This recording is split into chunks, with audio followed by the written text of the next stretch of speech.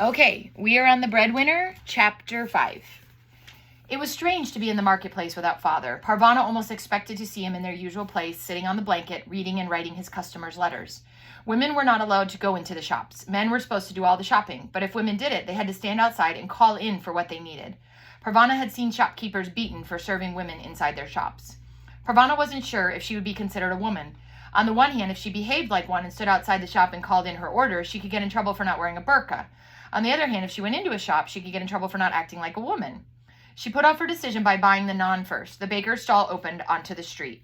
Parvana pulled her chador more tightly around her face so that only her eyes were showing. She held up 10 fingers, 10 loaves of naan.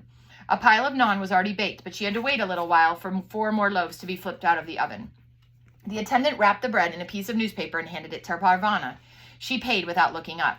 The bread was still warm. It smelled so good. The wonderful smell reminded Parvana how hungry she was. She could have swallowed a whole loaf in one gulp.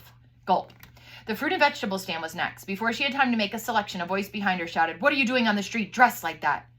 Parvana whirled around to see a talib glaring at her, anger in his eyes and a stick in his hand. "You must be covered up. Who is your father? Who is your husband? They will be punished for letting you walk the street like that." The soldier raised his arm and brought his stick down on Parvana's shoulder. Parvana didn't even feel it. Punish her father, would they? "Stop hitting me," she yelled. The talib was so surprised he held still for a moment.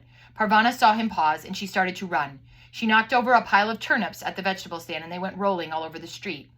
Clutching the still warm naan to her chest, Parvana kept running, her sandals slapping against the pavement. She didn't care if people were staring at her. All she wanted to do was get as far away from the soldier as she could, as fast as her legs could carry her. She was so anxious to get home, she ran right into a woman carrying a child. "Is that Parvana?" Parvana tried to get away, but the woman had a firm grip on her arm. "It is Parvana.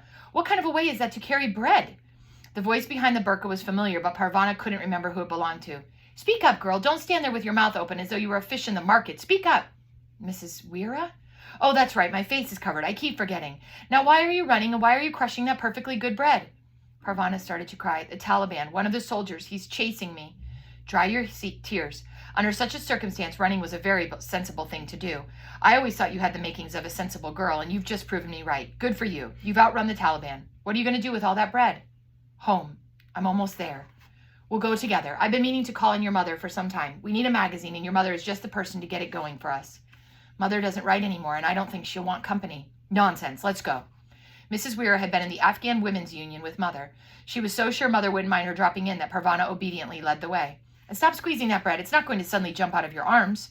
When they were almost at the top step, Parvana turned to Mrs. Weira. "About Mother, she's not been well." "That is it. Then it's a good thing I'm stopping by to take care of her." Parvana gave up. They reached the apartment door and went inside. Noria saw only Parvana at first. She took the naan from her. "Is this all you brought? Where's the rice? Where's the tea? How are we supposed to manage with just this?" "Don't be too hard on her," Mrs. Weira said. "She was chased out of the market before she could complete her shopping."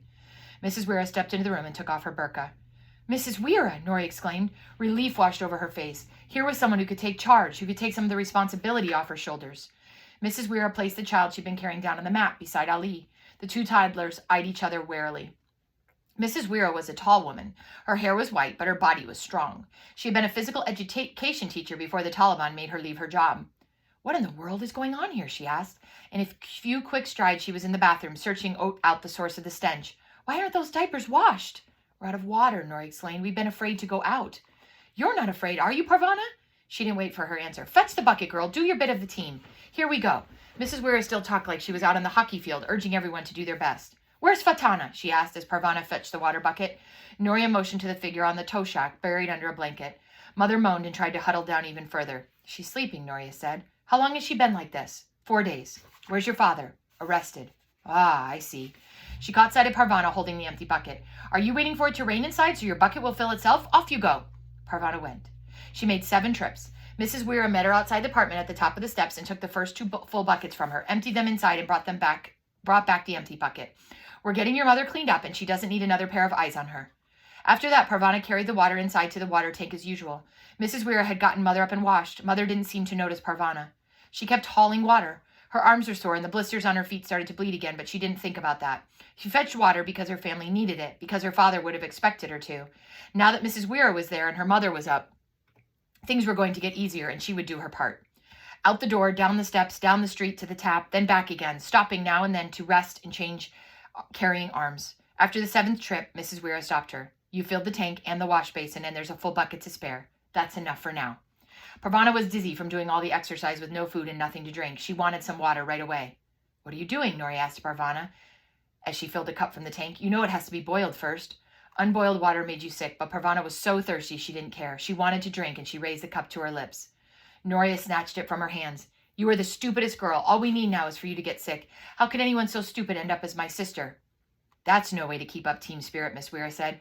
Noria, why don't we get you the little ones washed for dinner? Use cold water. We'll let this first batch of boiled water be for drinking. Parvana went out into the large room and sat down. Mother was sitting up. She had put on clean clothes. Her hair was brushed and tied back. She looked more like Mother, although she still seemed tired. It felt like an eternity before Mrs. Weir handed Parvana a cup of plain boiled water. Be careful, it's very hot. As soon as she could, she drank the water, got another cupful, and drank that too. Mrs. Weir and her granddaughter stayed the night. As Parvana drifted off to sleep, she heard her, Noria, and Mother talking quietly together. Mrs. Weir told them about Parvana's brush with the Taliban. The last thing she heard before she fell asleep was Mrs. Weir saying, I guess we'll have to think of something else. And that's the end of chapter 5 from The Breadwinner.